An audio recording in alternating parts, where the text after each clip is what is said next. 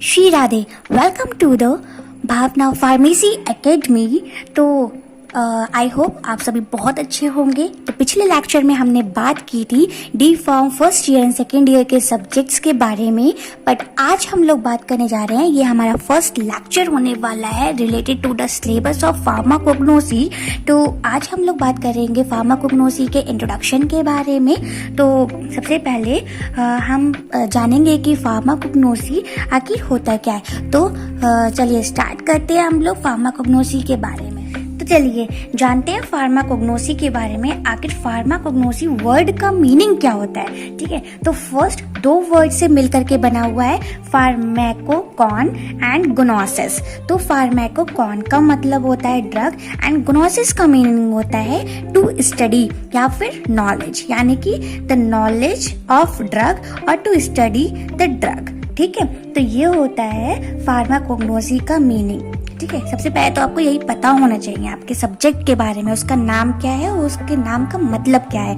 ठीक है, उसके बाद हमें ये पता होना चाहिए कि वर्ल्ड में और यानी कि यूनिवर्स में और इंडिया में इसके फादर कौन है, क्योंकि ये एक कॉम्पिटिटिव पॉइंट ऑफ व्यू और पीओवी से बहुत ज़्यादा इम्पोर्टेंट क्वेश्चन और बहुत ज़्यादा इम्पोर्टेंट आंसर हो सकता है। बहुत सारे कॉम्पिटिटिव एग्जाम्स में इस चीज़ को पूछा जाता है कि वर्ल्ड में या फिर इंडिया में फार्माकोग्नोसी के, फार्मेसी के हर सब्जेक्ट्स के फादर होते हैं, तो उनके फादर कौन हैं, तो रिलेटेड डेट और उनके नेम्स पूछे जाते हैं। तो इसे बहुत ही ज़्यादा ध्यान से पढ़िए और इसको देखते हैं कि कौन है। तो father of pharmacognosy in India Chandrakant Kokate. ठीक है, इसका जो प्रोनाउंसिएशन है मैंने हिंदी में भी लिखा है, दैट इज कोकाटे, चंद्रकांत कोकाटे। बहुत जगह कोटाटे भी लिखा है बट इट इज रॉन्ग। ठीक है, Kokate is the correct answer, Chandrakant Kokate India में।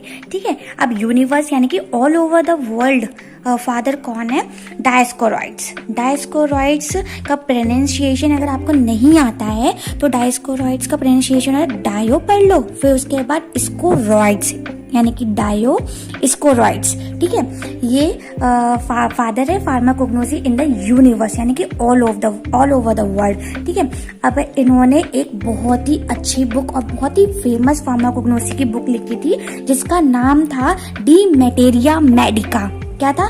D Materia Medica. ओके, कब लिखी थी? After the death of Christ. AD का मतलब होता है after death of Christ. Christ means जो ईसा मसीह थे ना, जीसस क्राइस्ट, यानी कि after the death of Christ 77 years के बाद डी मैटेरिया मेडिका जो था बुक इन्होंने लिखा था। तो ये भी एक कॉम्पिटिटिव पॉइंट ऑफ व्यू से, पीओवी से बहुत ज़्यादा इम्पोर्टेंट क्वेश्चन बनता है कि father of pharmacognosy in the universe कौन है और इन्होंने कौन सी फेमस बुक कौन सी लिखी थी। तो De Materia Medica is the famous book which is wrote by Dioscorides. ठीक है,